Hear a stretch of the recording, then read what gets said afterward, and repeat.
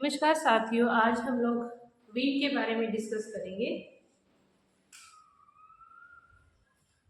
Wind जो है या वायु जो है वो मूवमेंट है, movement of air from high pressure area to low pressure area. It means wind या वायु क्या है? जब हमारी एयर मूव करती है हाई प्रेशर एरिया से लो प्रेशर एरिया, उसे विंड जो है वो कहा जाता है।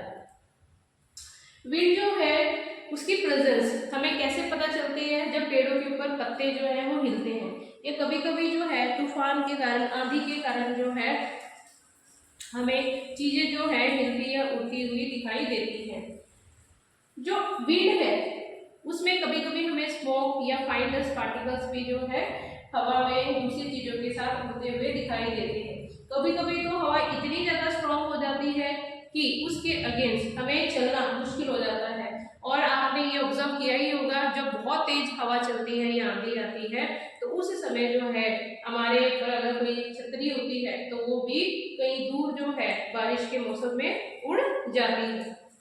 मून पर जो हमारी अर्थ का एक सैटेलाइट है उसके ऊपर एयर नहीं है, और एयर की प्रेजेंस के कारण वहां पर प्रेशर जो है एयर का वो भी नहीं है। जितने भी एस्ट्रोनॉट्स हैं जब वो मून के पास जाते हैं कोई एक्सपेरिमेंट के लिए या खोज के लिए या टू गैदरिंग इंफॉर्मेशन, तो उनको एक स्पेशल प्रोटेक्टिव सूट जो है वो पहनना होता है जो एस्ट्रोनॉट को काउंटर प्रेशर से बचाता है। अगर ये सूट वो नहीं पहनेंगे तो इसके कारण क्या है कि वो जैसे ही मून के ऊपर लैंड करेंगे तो उनकी वेसल्स जो है वो काउंटर प्रेशर के कारण बर्स्ट भी हो सकती है, फट भी सकती है। तो विंड जो है वो 3 प्रकार की होती है, 3 कैटेगरीज में उसको डिवाइड करते हैं। एक होती है परमानेंट विंड, दूसरी है सीजनल विंड, तीसरी है local wind. Permanent, second is seasonal and third is local. तो ये 3 जो है टाइप्स हैं हमारी विंड के या हमारी वायु के। जो परमानेंट विंड है इनको हम लोग ट्रेड विंड, वेस्टर्लीज या ईस्टर्लीज भी कहते हैं।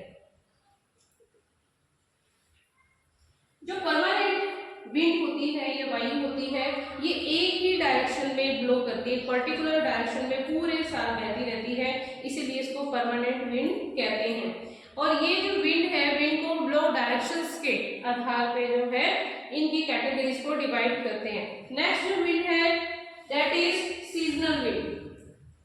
इसको हम लोग मौसमी वायु भी कह सकते हैं, और ये सीजन टू सीजन चेंज होती रहती है, सीजन टू सीजन इसमें वेरिएशन या चेंज हमें देखने को मिलता है। फॉर एग्जाम्पल विंटर सीजन में जो है पवन वो अलग डायरेक्शन में ब्लो करती है, और सीजन समर में अलग प्रकार से जो है विंड ब्लो करती है। नेक्स्ट है लोकल विंड। जो लोकल विंड्स होती है ये भी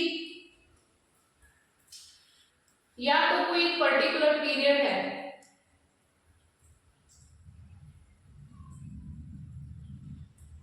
या फिर एक पर्टिकुलर डे, तो वहां पर ये ब्लो करती है, एक छोटे से एरिया के ऊपर ये विंड जो है वो ब्लो करती है।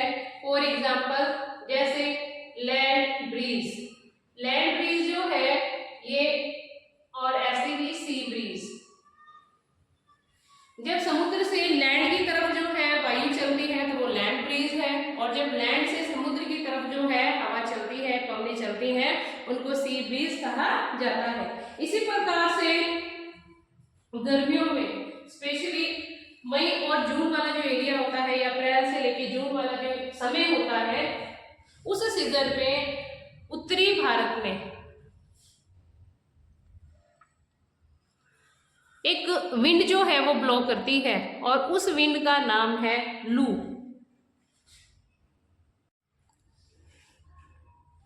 मॉइस्चर भी जो है एक फिनोमिना है जो वाटर वेपर से रिलेटेड है, इवोपरेशन से रिलेटेड है। मॉइस्चर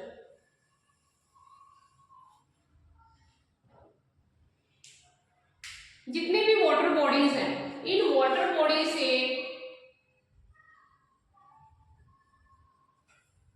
इवोपोरेशन होता है, यानी कि वाष्पीकरण होता है।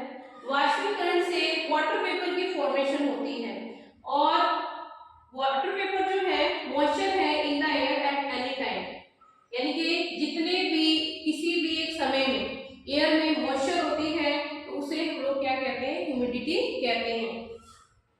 और कभी कभी जो है पूरा का पूरा दिन जिसमें बहुत सारे जो है वाटर वेपर होते हैं, फुल ऑफ वाटर वेपर होते हैं, तो उस दिन को ह्यूमिड डे कहा जाता है। काफी उमस होती है उसमें और काफी जो है गर्मी हमें फील होती है। जब एयर जो है बहुत ज्यादा गर्म हो जाती है और उसकी जो कैपेसिटी है वाटर को होल्ड करने की या वाटर वेपर को होल्ड करने की, तो वो और ज्यादा बढ़ जाती है, इंक्रीज हो जाती है। तो उस प्रकार से क्या है, मौसम जो है बिल्कुल ह्यूमिड हो जाता है, उमस वाला हो जाता है। और इस समय जो है जब बहुत ज्यादा मॉइस्चर कंटेंट हो जाते हैं एटमॉस्फेयर में, एयर में, तो उस समय कपड़े भी जो हैं काफी देर से सूखते हैं और हम जो है काफी अनकंफर्टेबल जो है वो फील करते हैं। जो क्लाउड्स है या बादल है वो एक बहुत बड़े क्या है, पिंड है, किसके, वाटर ड्रॉपलेट्स के।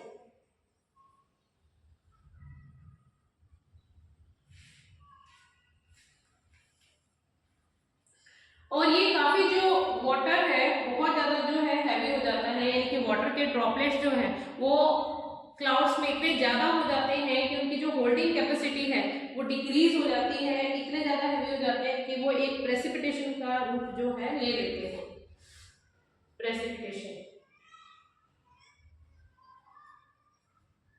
और जब बहुत ही ज्यादा और जो कैपेसिटी है वाटर होल्डिंग की या वाटर वेपर को होल्डिंग की क्लाउड्स की और ज्यादा क्या है, डिक्रीज हो जाती है, तो उसके बाद जो है रेन के आकार में या फिर बारिश के आकार में ये जो वाटर ड्रॉपलेट्स हैं ये धरती के ऊपर, धरती के सरफेस के ऊपर गिरती हैं।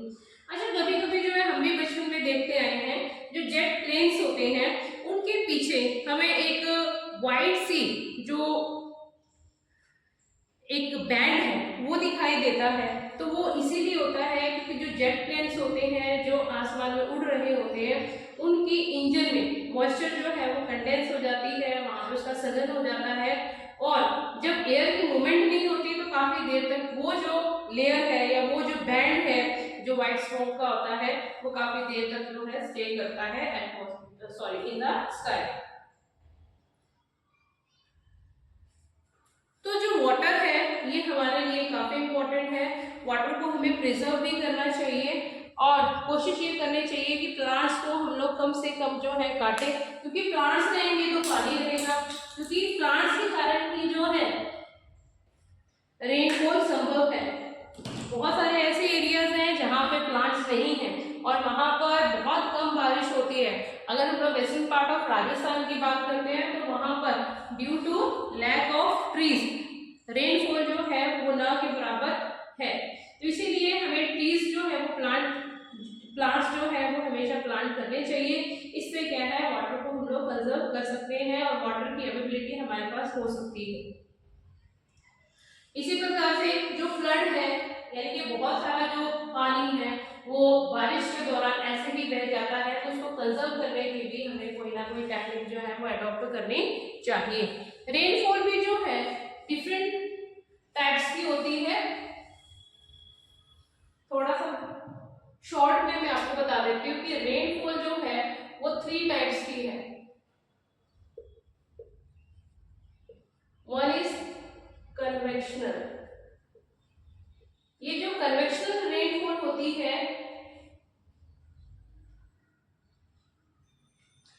जब गर्म हवा राइज करती है, वार्म एयर जो है राइज करती है, तो उसके कारण क्या है, यहाँ पर क्लाउड्स की फॉर्मेशन हो जाती है और जो मॉइस्चर है वो किस में कन्वर्ट हो जाते हैं, वाटर वेपर में कन्वर्ट हो जाते हैं और धीरे धीरे क्या है वो वर्षा का रूप ले लेते हैं। इसी प्रकार से नेक्स्ट जो है दैट इज साइक्लोनिक रेनफॉल।